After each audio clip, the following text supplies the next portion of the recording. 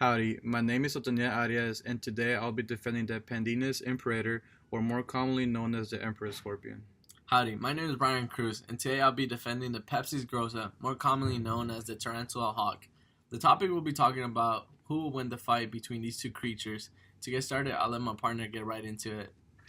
To begin with, the scorpion has a variety of features and traits that they have gained from evolution in order to survive in today's world.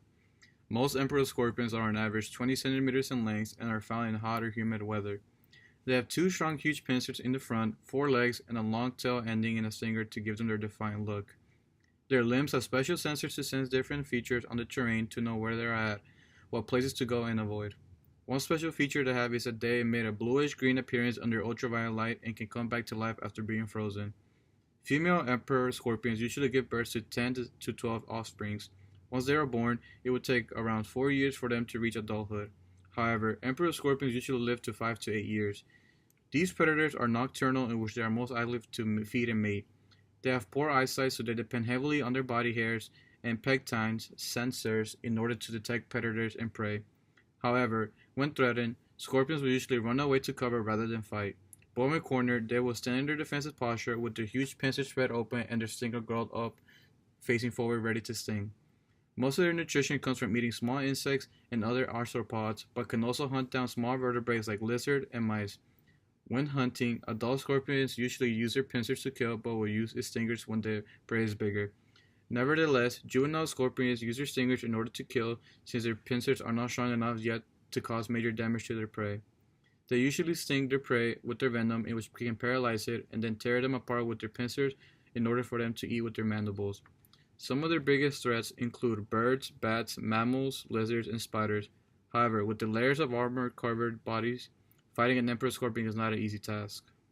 I am debating and ending the argument once and for all of the fight between the emperor scorpion and the tarantula hawk, in which the tarantula hawk will come out on top, of course. The Pepsis grossa, better known as the tarantula hawk, is known to have one of the most painful stings of all insects, making this a very interesting fight against this scorpion. This tarantula hawk is one of the biggest of the spider wasp species and is typically found in the southern region of North and South America.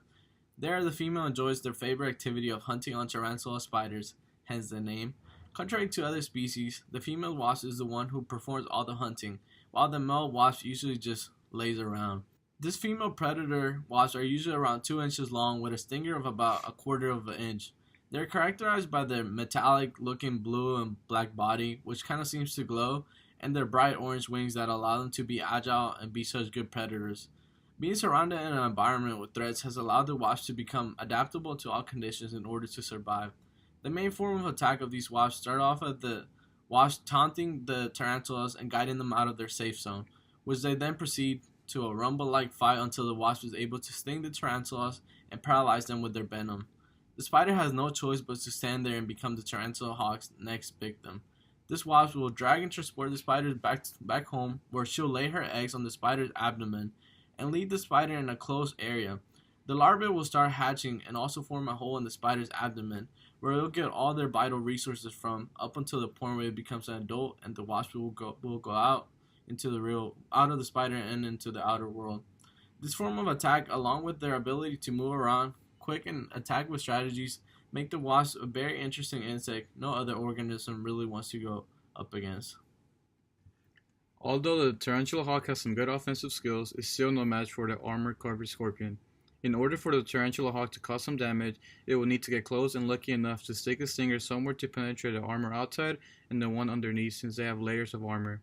The only thing the tarantula hawk can do is fly, but if the scorpion gets a hold of it, it will be game over for it.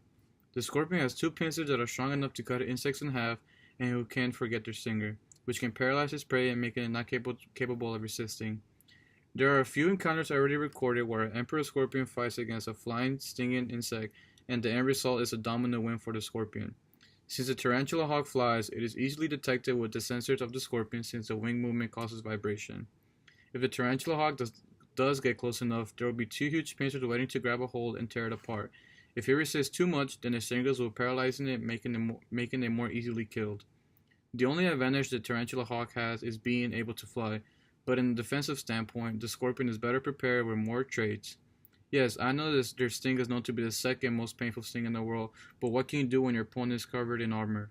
The scorpion's sting may not be the worst, but it's enough to paralyze its prey to going for the kill. I like the fact that you acknowledge my species' powerful advantages such as flying, because that, along with its powerful stinger, is all it takes to get rid of the scorpion.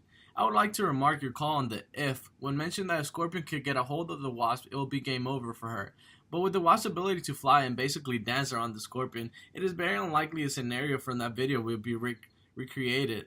Similar to the Tarantula Hawk's original strategy of playing with the tarantulas, it will be doing the same thing with the scorpion. Having a bird's eye view from top, the wasp will always be aware of its surrounding and allow for the attack to be done in a precisely manner.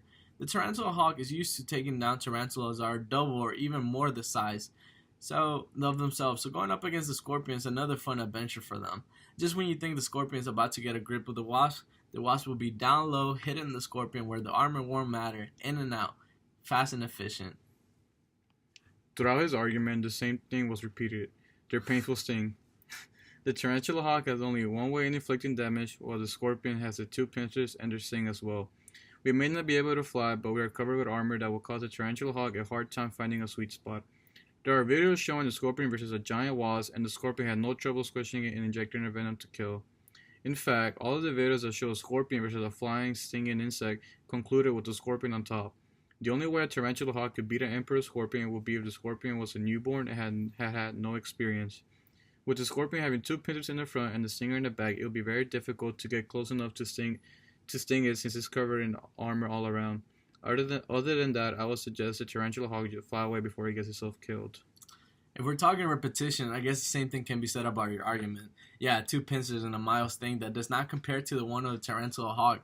By the time the scorpion is trying to attack, it'll be too late because the wasp will be out. The same videos are being brought up, but none of them are actually showing a tarantula hawk, which is way more agile and stronger than those other wasps shown. The scorpion does have defensive skills, which would definitely make it hard for the tarantula hawk to attack, or even go underneath its armor, but that doesn't mean it isn't capable of doing so. The tarantula hawk's ability I've not talked about yet is their patience, which could be the one that gives them the win. The tarantula hawk likes to tease its prey before it attacks, and it will do the same with the scorpion, eventually tiring it out and making their defenses slower. With its ability to fly in and out, the wasp can easily move over and away from the fight if needed, until it is the perfect timing to attack. They could take all the time in the world just to find that perfect opportunity to go in and treat the scorpion like their delicious tarantulas back home. The larvas can't wait to have a taste of the emperor scorpion.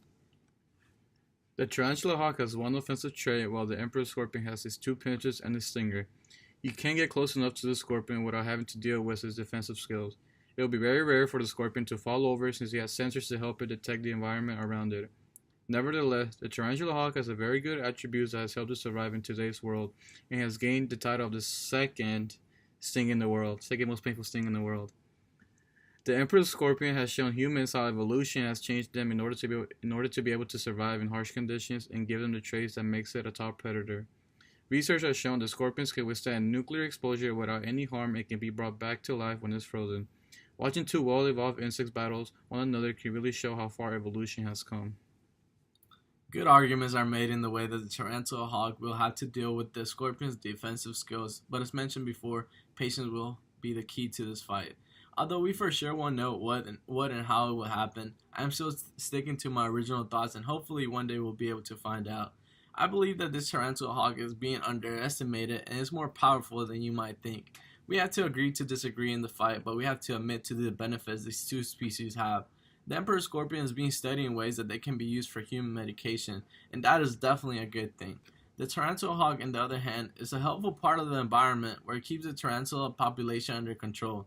These two creatures are beneficial in their own way, and it will be a great fight to see, with the tarantula hawk being on top, of course. Thanks and giggle.